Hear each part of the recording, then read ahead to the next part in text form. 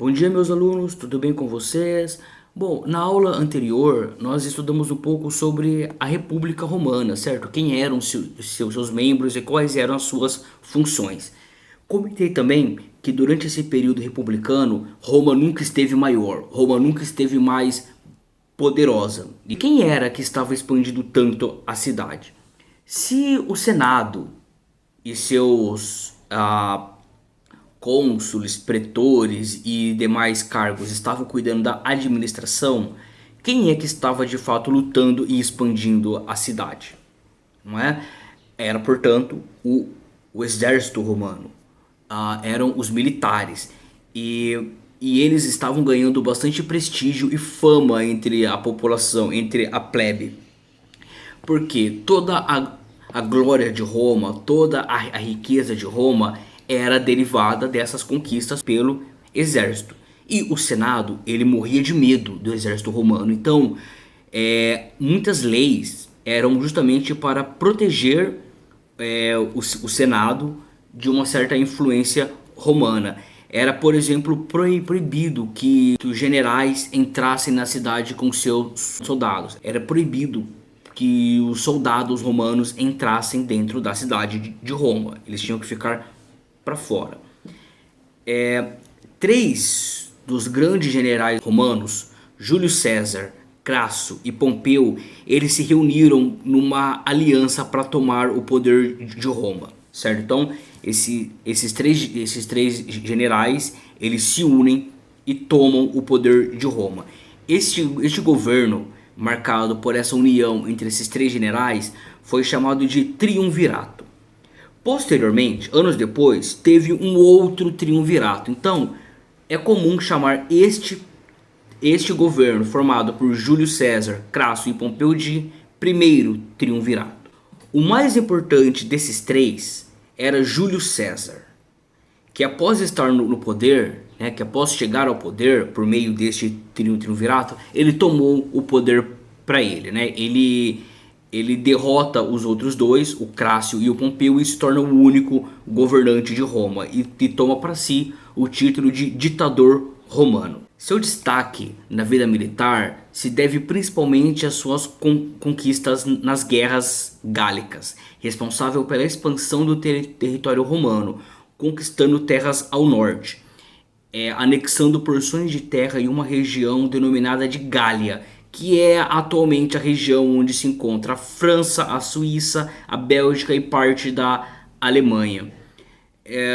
No final dessa guerra, no final dessa conquista, que Júlio César praticamente dobrou o tamanho da posse romana, os senadores exigiram que Júlio César voltasse a Roma, que Júlio César encerrasse as suas conquistas e se aposentasse.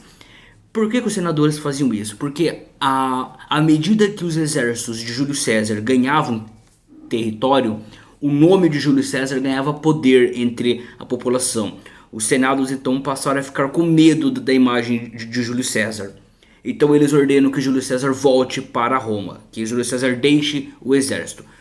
Júlio César, ele não aceitou, ele não cumpriu essa ordem do Senado e retorna a Roma. Ele voltou para Roma como o Senado tinha mandado, mas ele não voltou sozinho, ele voltou com seus soldados. Ele entrou na cidade romana, marchando com seus soldados, e durante esse trajeto ele foi aplaudido pela população. Ele então toma o poder e se autodeclara ditador romano. Isso aconteceu em 49 anos antes do nascimento de Cristo, ou seja, quase que iniciando a era cristã. Júlio César, ele marcha pela cidade, toma o poder e nessa guerra civil ele acaba saindo vitorioso, tornando então o governante de Roma. Os populares, eles se agradavam muito do governo de Júlio César. Ele havia conquistado bastante fama e bastante glória nas conquistas militares. Então, para a população romana, ele era um herói e ele representava a grandeza de Roma. Outra coisa também é que o Senado romano era visto como corrupto e ineficiente por parte da população. Então, Júlio César ele entrou com uma missão de de acabar com essa corrupção dentro do Senado. Em 44 a.C., 5 anos após ele ter tomado o poder e se tornado ditador romano, ele foi assassinado por membros do Senado, né?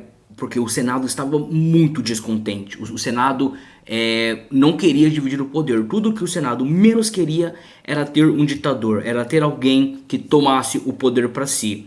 Então, liderados por Marco Júlio Bruto, o Senado assassina Júlio César. Os desejos do Senado com esse assassinato acabaram não sendo muito frutíferos, porque em vez deles apagarem a imagem de Júlio César, isso causou uma grande comoção popular. Agora a população romana estava se declarando inimiga ao Senado, e entre os populares, Júlio César passou a ser venerado como um semideus. Passaram a atribuir a ele uma origem divina, começaram a dizer que ele era filho da deusa Vênus. Então Júlio César foi alçado pela população romana a um patamar divino. Bom, as consequências para Roma após a morte de Júlio César serão o tema da nossa próxima aula. Mas para hoje, eu quero que vocês me respondam o seguinte. Primeiro, o que foi o primeiro triunvirato? Segundo, quem foi Júlio César? Certo, pessoal? Então, boas aulas bons estudos e até semana que vem.